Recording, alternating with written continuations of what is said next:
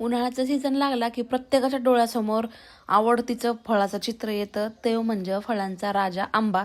तर आंबा हा फळ कुणाला नाही आवडत, सगळ्यांनाच आवडतं. तर आज दोघीजणी गार्डनमध्ये मस्त असं सकाळ सकाळ फेरफटका मारत होतो आणि त्यातल्या त्यात बरेचशा झाडांखाली पाड पडू लागले.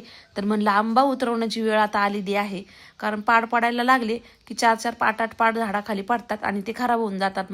तर मग उतरवण्याची छान अशी आढी लावायचा आमचा असा विचार चालला होता. ह्या वर्षी काही आंबे जास्त आलेले नाहीत, पण जेवढे आलेत तेवढे उतरून घेऊन एका रूममध्ये मस्त अशा गावंड्यामध्ये पिकायला घालायचे. तर सगळीकडे सध्या आमरसाचा सीझन चालू आहे. प्रत्येकाच्या घरामध्ये मी म्हणते आमरस हा पदार्थ उन्हाळ्यात बनलाच जातो.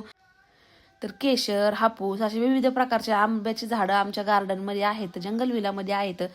आणि खरं सांगा ताईंनो, हा ड्रम पाहून कुणाकुणाला कुणाकुणाच्या जुन्या आठवणी ताज्या झाल्या पहा.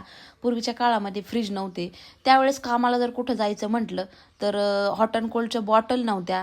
तर मग बाहेर कामाला जाणारे व्यक्ती बघा, शक्यतो शेतकरी लोक ड्रमला असा पोत्याचा किंवा अशा पद्धतीचा कपडा गुंडाळून त्याला साईडनी शिवून घ्यायची आणि तो कपडा ओला करायची, त्याच्या आतमध्ये पाणी भरायचे जेणेकरून आतलं पाणी थंड राहावं.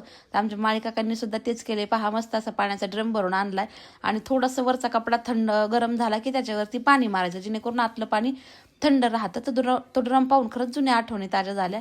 या स्वातीच्या आणि ध्रुवाच्या इथं गप्पा चाललेल्या आहेत. काहीतरी कंप्लेंट करायचं काम करतोय ते रुद्राचं आमचा ध्रुवबाळ. तर इथं नारळाला सुद्धा खूप छान असा बार आलेला आहे, पण आता पाण्या वाचून थोडंसं हे तरी होता होईल तेवढं आम्ही पाणी देतो. आणि ध्रुवाच्या आईचं जे झाड आहे म्हणजे माझं, तर त्या झाडाला खूप सारी जांभळं आली तर आणि त्याला खूप सारी जांभळं पिकलीत सुद्धा. तर याचा मोठा ब्लॉग आज दुपारी 12 ते 1च्या दरम्यान अपलोड होईल, नक्की पहा. धन्यवाद.